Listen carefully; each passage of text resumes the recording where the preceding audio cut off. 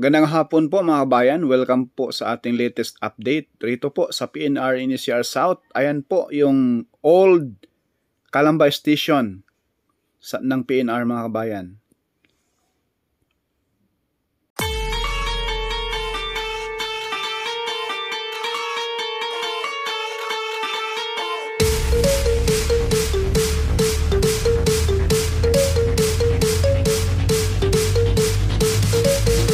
South Commuter Railway System, a priority project under the Build, Build, Build program of the Duterte administration, is the largest railway project to date. The NSCR Phase 1, despite being started in 1994 as the Manila-Clark North Rail Project, only started construction in February 2019, paving the way for the golden era of the Philippines railway network, with record-breaking investments made in record scale and time. In order to fast-track in providing safe and convenient transportation for the Filipinos, the NSCR system is divided into different phases. Phase 1 consists of a 38-kilometer railway system with a total of 10 stations. Phase 2 will have a 53.1-kilometer railway system that extends Phase 1 from Malolos, Bulacan to Clark International Airport, while Phase 3, with its 56-kilometer railway system, extends Phase 1 from Tondo, Manila to Calamba, Laguna. In August 2019, Contract Package 03, which consisted of a 104-car rolling stock, was awarded to the joint venture of Japan Transport Engineering Company and Sumitomo Corporation. The 8-car train set can accommodate up to 2,282 passengers and will be the longest and fastest electric multiple unit in the Philippines to date, spanning 160 meters and maximum speed of 120 kilometers per hour. The rolling stock will feature state-of-the-art systems like LCD screens for passenger guidance and information and CCTV for security. By the time of operation, the rolling stock will reduce travel time from Malolos to Tutuban from 1 hour 30 minutes to just 30 minutes. Manufacturing started in January 2021, and the first 8 cars rolled out to the test track in Yokohama, Japan last September 2021. In October 2021, the first train set passed the factory acceptance tests and is confirmed compliant with various international standards like JIS and ISO. Preparations were done to ensure safe and timely delivery of the train set. The train set arrived at Manila Port in November 2021. After clearing customs clearance, one by one, it was transported from Manila Port to its new home in Malanday Depot early December 2021 and was assembled to its 8-car configuration. Despite the effects of the COVID-19 pandemic on the global railway construction industry and 2 decades of setbacks, the DOTR and PNR under the Duterte administration will now present the newest train set of the Philippines to the Filipino people.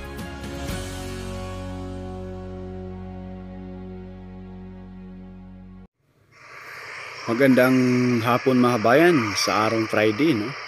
August 5, 2023 mga bayan. Dito sa erang ito mga bayan, malapit na po tayo makarating ng Calamba City, no? Sa mismong depot. Ito ay approaching na po ito sa may Mamatid Station. Ayan po mga bayan, dire-diretso lang po dyan sa unahan. At maya po atin pong titingnan yung ating aerial view.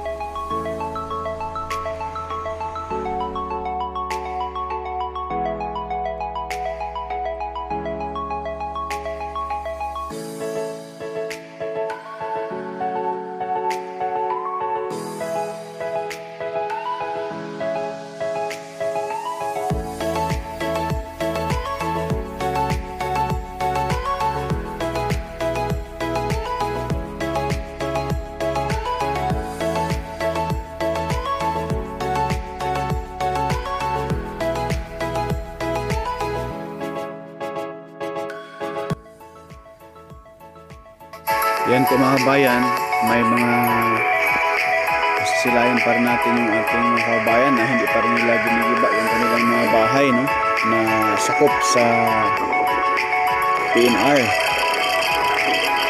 Yan po sa bandang kanan natin, no. Nagtatayo lang sila dyan mga kabayan ng mga bahay, no? Alam mo naman nila na hindi sa kanila yung lupa. Ayan po. Lahat ng sa bandang kanan mga kabayan, sa PNR na yung lupa na yan. Ayan po, may mga bahay pa rin. At may aso pa rin.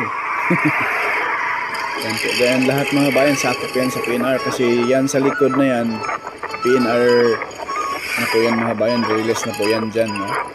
Kaya may mga bahay pa rin. Hindi pa rin sila umalis kahit inabisuhan na sila ng PNR, no? Andito yung talagang ang lalim ng lubak-lubak rito. Baka naman DPWH ma-action itong area na to. Dahil dadami lalo ang tao rito dahil sa station dito, no? Banlik Station. Sobrang tagtag mga kabayan, pasensya na po kayo. Ayan. Yung release po dito sa bandang kanan natin. Dahil yung sa likuran natin, sa bandang kanan din, ayan, ay creek po yan. Malaking, ayan po ay drainage ng NIA, National Irrigation. Ayan po, na kung saan ngayon po ay hindi na tubig ang tubig pa rin siya pero sobrang polluted na po. Ayan po sa gilid mga bayan, andyan pa rin yung ating mga kabayan, ayaw pa rin nilang umalis. Minsan kasi yung iba nabigyan na sila ng pabahay, tapos bumabalik pa rin sila dyan. Tapos pag mabigyan na ng pabahay ng gobyerno, ibibinta, tapos babalik na naman kung saan sila nakatira dati. Kahit anong gawin ng gobyerno ay talagang andyan talaga yung mga kabayan natin pasaway. Bibigyan mo na nga ng house and lot, babalik pa rin sa mismong tinitirahan. Gusto kubol-kubol.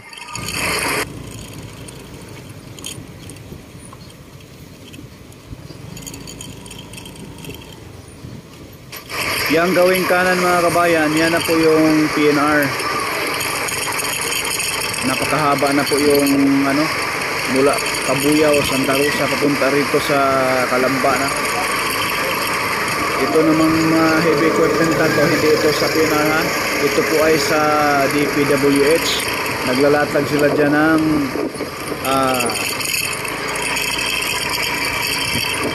bakod dyan sa creek, dyan sa malaking drainage. Hindi pa nila inuuna tong daanan ng sasakyan.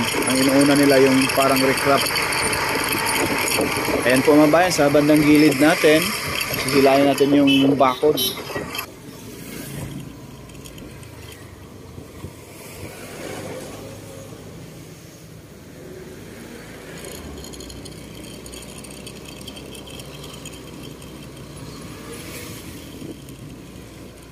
Ayan, may nakita tayong mga balong-balong pa rin sa gilid, no?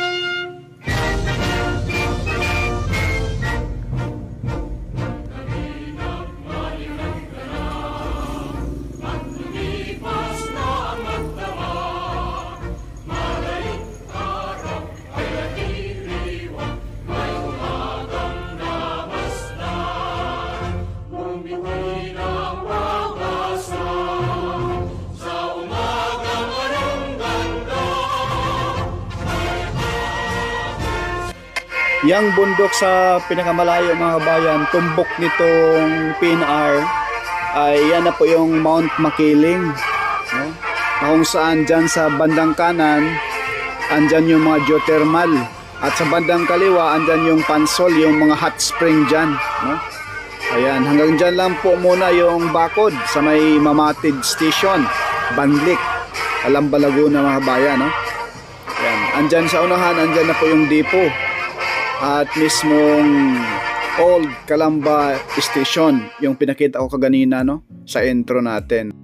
Kahit maulan mga bayan, maambon-ambon, tuloy-tuloy pa rin yung paglatag ng bakod ng kontraktor dito mga bayan. Kaya ang inaantay natin yung mga heavy equipment, yung mismong maghuhukay na po dyan sa mga column, mga poste ng PNR. Kaya nakaka-excite, kaya abang-abangan po ninyo mga bayan yung mga latest update ni Porka Studio. Like and share na po tayo, subscribe na po. Maraming salamat, no? Yan, railway na yung mga bayan ito.